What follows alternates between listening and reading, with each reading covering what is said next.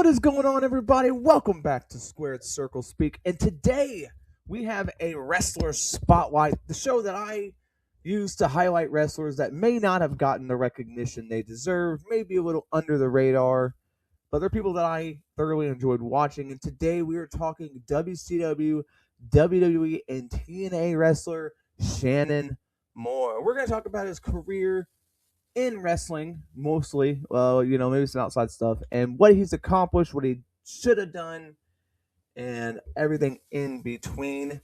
Shannon Moore, if you don't know, was a childhood friend of the Hardy Boys, and he wrestled with the Hardys in their backyard organization, which is where his career started. But then he actually started wrestling when the Hardy Boys trained him, and he made his first official pro wrestling match, according to Cage Match, in 1996, where he teamed up with Jeff Hardy, known as Will-O-the-Wisp. And he was known as Kid Dynamo for a while. He would go on to wrestle for independents across North Carolina, including in CW and, of course, in Omega. While he was in Omega, he would actually win 2 titles in Omega. He would be the Omega New Frontiers champion and the Omega Light Heavyweight champion while wrestling for Omega. So pretty cool there to get titles there. And he would do this, wrestle the indie scene for a while. Before getting the call up in 1999, he would get the call to join WCW. It was actually Chris Kanyon. Who would get him signed to WCW. Chris Kanyon had been granted authority to employ 21 cruiserweights, and Shannon Moore was one of them, and this is when, obviously, I was first exposed to Shannon Moore as a part of 3 Count, where he was placed in the 3 Count boy band faction with Evan Courageous and Shane Helms. He actually met Shane Helms while wrestling in Omega. They were a boy band spoof. Actually, Evan Courageous is from North Carolina as well, and so he started wrestling in the power plant and was there for a long time, and then he was de facto the leader. So I love 3 Count. Everybody 3 Count. 1, 2, 3. 3 Count was awesome. I love 3 Count. 3 Count would make history on the February 28th, 2000 episode of WCW Nitro. All 3 members of 3 Count defeated Brian Knobbs in a hardcore match to win the hardcore championship, thus all 3 members being co-champions. The first time ever in wrestling that 3 men held a singles title simultaneously. That reign would only last a little bit before Brian Knobbs would retain the title back. 3 Count would be involved in a feud with the Young Dragons, another group of young up-and-coming cruiserweights, Kaz Hayashi, Yang, and Jamie Son, a.k.a. Jamie Noble. They would have a ladder match, which I think most people probably remember them from, was the ladder match at New Blood Rising, a six-man tag ladder match with the gold records on the line. Who knows? It was WCW. This is when I was first introduced to 3 Count and Shannon Moore specifically, and I think Shannon Moore highly underrated in the ring. I think he could have done way more than what he did in the ring. But 3 Count, would feud with the Young Dragons. After this, they started to have problems in late 2000 with Moore and Helms kicking Courageous out of the group for Courageous stealing the spotlight. Courageous would join forces with Jamie Noble, who got kicked out of the Young Dragons. This led to a triangle match at Mayhem, a triangle tag team match at Starrcade. It was a ladder match to the number 1 contender for the WCW Championship. So the Cruiserweight Championship was on the line. It was a tag team match, but whoever grabbed the title first would get the title match. 3 Count would grab it together, both Helms and Moore. They would both later wrestle for the title. Helms would win the championship. Then they would all compete in Shannon Moore would compete at Super Bowl Revenge. Helms would eliminate Moore. Moore and former partner Courageous attacked Helms. And I think they were going somewhere, but obviously after this, not too long after this, was the purchase of WCW by WWE, and so I don't think It never got anywhere, but I thought Shannon Moore could have feuded with Shane Helms for the title. Um, that could have been fun. He teamed up with Courageous in the Cruiserweight Tag Team Championship tournament, but they were eliminated, and that was kind of the last we saw of Shannon Moore in WCW. He made sporadic appearances. When WCW was purchased by WWE, his contract was actually picked up. He would be sent to HWA, which was the Cincinnati Heartland Wrestling Association, which was a developmental territory for WWF at the time. He teamed with Evan Courageous there, and he actually won the tag team titles once and held the Cruiserweight Championship on 2 occasions while wrestling for HWA. In July, Moore was pulled up to the main roster and became a Mattitude follower or an MFer to Matt Hardy, who was his heel Matt Hardy V1 gimmick. He would help Matt Hardy to win the Cruiserweight Championship and hold it. Crash Holly would be a moron who would be Shannon Moore's wacky. But Hardy would kind of physically attack both of them, and Holly, Moore and Hardy challenged the Guerreros for the tag team titles. But then Matt Hardy would move to Raw. As a result, Paul Heyman would punish Shannon Moore, where he would continuously get on TV, but he'd have to wrestle the likes of A-Train and Brock Lesnar. He actually had a couple WWE Championship matches against Brock Lesnar in 2003, in 2004. In JBL once. He would get title matches, but never really did anything. He would then mostly get stuck in the Cruiserweight division before being released of his WWE contract on July 5th in 2005. Moore would then move on to total nonstop action. He would wrestle independently for a couple years, but then he would make his appearance debut on the December 17th episode of Impact. He now had a new look, and he was calling himself the Prince of Punk. So he had the spike, and he had tattoos now, and he looked completely different than what he originally looked like in 3 Count, where he was the boy band, long hair, squeaky clean guy. He would make his first official match in TNA. He would also attack AJ Styles. And his first match he won. He would beat AJ Styles in his first ever match, which was cool. I thought he had big things in place. He would then just kind of flounder a bit, not really do too much. He wouldn't really be in any big storylines and all this.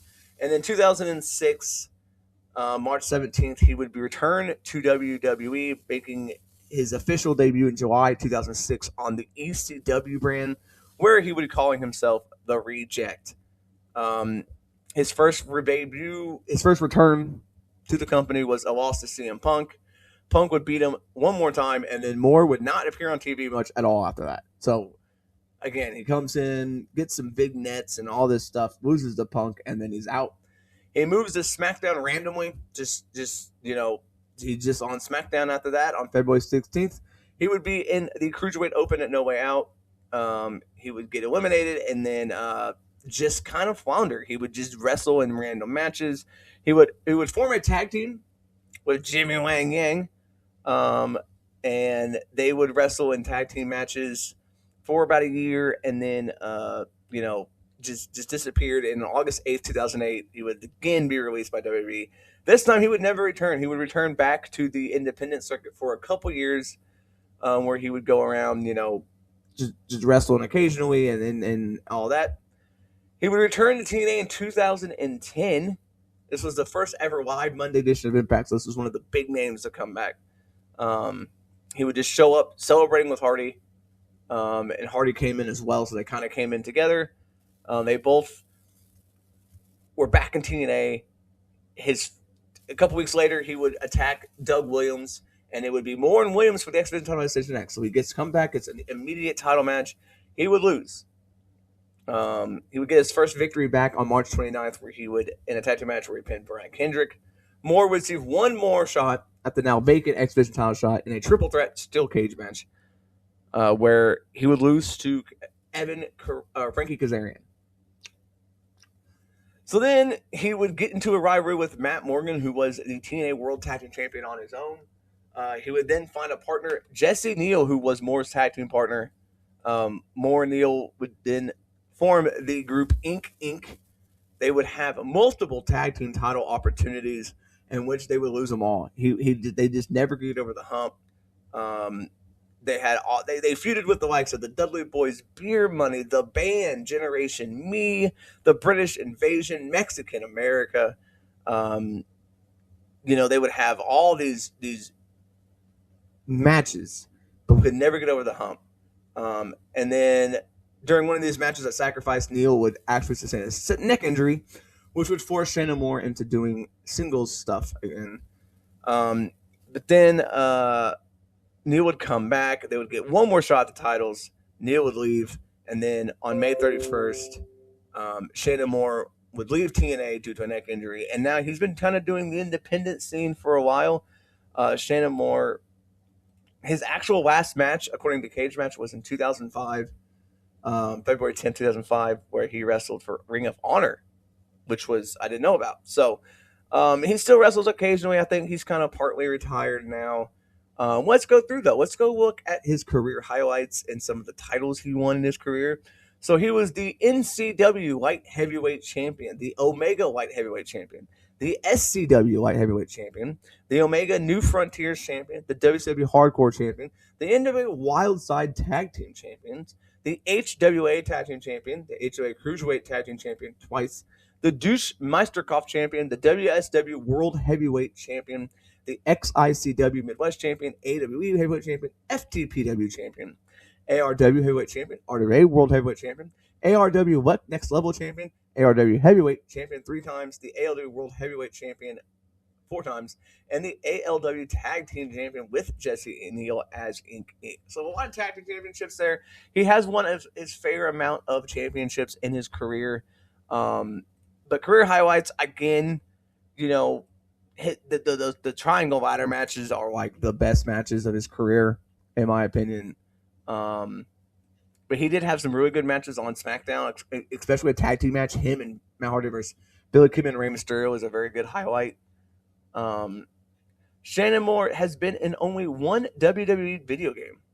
He was in WWE Raw 2, and then he was also in WWE Backstage Assault. That's kind of crazy because he was in WWE for a little bit there. I know he never did much, but it's kind of crazy. He only got in one game. His highest place ever in the PWI 500 was 67. He was 67.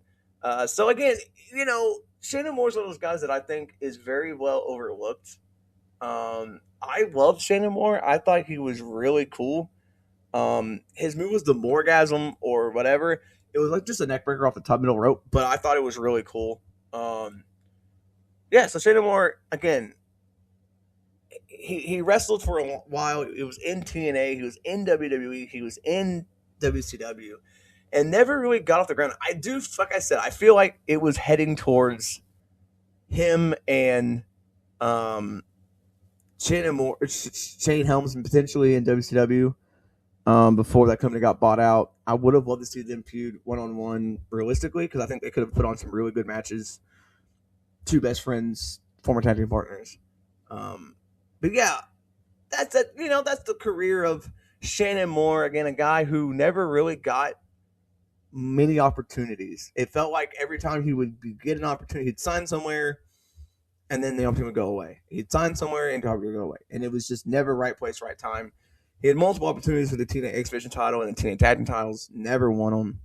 Never won a title in WWE. And the only title he won in WWE was the Hardcore title. So felt like he was very underutilized, but a guy I truly appreciated as being a smaller guy myself. I kind of looked at Shannon Moore. I'm like, oh, this guy can do it, When I was young, like Shannon Moore, Shane Helms, the Hardy Boys were kind of the guys I looked up to because they were smaller. And I felt like, oh, if they can do it, I can do it. So Shannon Moore's always been one of my favorites, and I really hope that, he looks looked back on fondly. I think, he wasn't the best in-ring worker, but I thought he was pretty cool. If you were a big Shannon Moore fan, give this video a like. If there's another wrestler you would like me to spotlight, talk about their career, their highlights, championships they won, all that kind of stuff. Leave their name in the comments. Plus, if you want me to talk about any title or anything at all that I do on this channel, leave a like or comment down below. Thank you for joining me for this episode of the Wrestler Spotlight. This has been Ryan. This is Squared Circle Speak, and I will see you in the next one.